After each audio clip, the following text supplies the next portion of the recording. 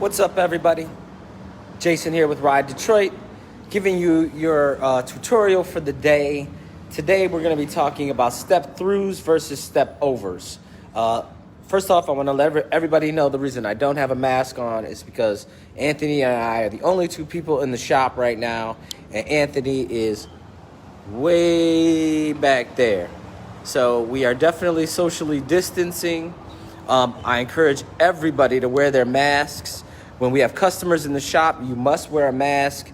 As soon as they hit the door, we let them know. We put our masks on, and we're maintaining that social distance.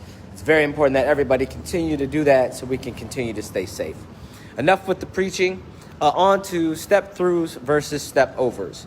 All right, so let's get this out of the way. The step over is not a men's bike. We call it a step over. The step through is not a women's bike. This is not 1950.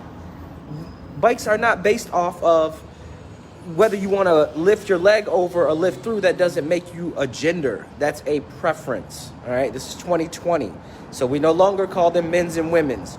There are men's and women's styles of bikes, but it's not based on the step through or the step over. It is based on geometries of bikes and things of that nature. All right.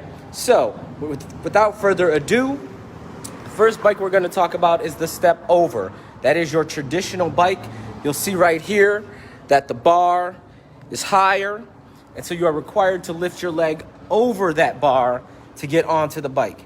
Now, we call that a step over, and that is for people who are capable of doing that. And what I mean by capable, I mean people who sometimes have hip problems, sometimes have injuries where they cannot lift their leg over that bar.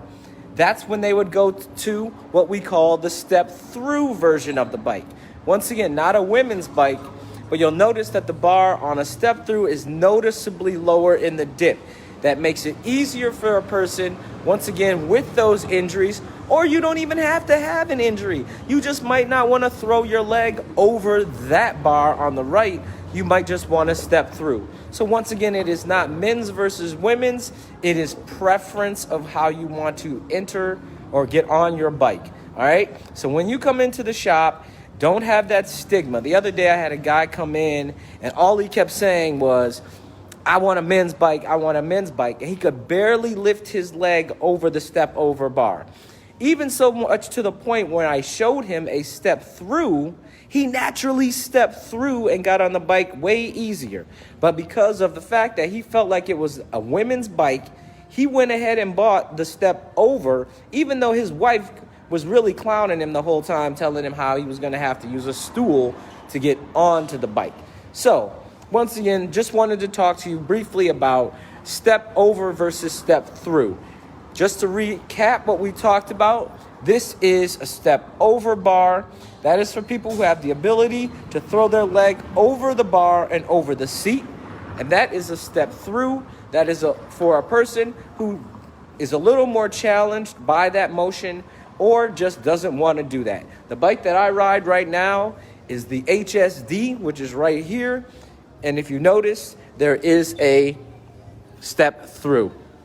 Doesn't make me any less of a man. It just makes it to the fact that it's easier for me to put all that weight on the back of the rack. So when I'm riding around, it's about convenience. All right? So I hope that helped everybody out. I hope everybody who watched learned a little something about step over versus step throughs. If you have any other questions, feel free to stop by Electric Avenue Bikes, 3613 Woodward. We're on the corner of MLK and Woodward, right across from the Starbucks. If you stop by, grab me a mango dragon fruit lemonade refresher, and I'll see you soon.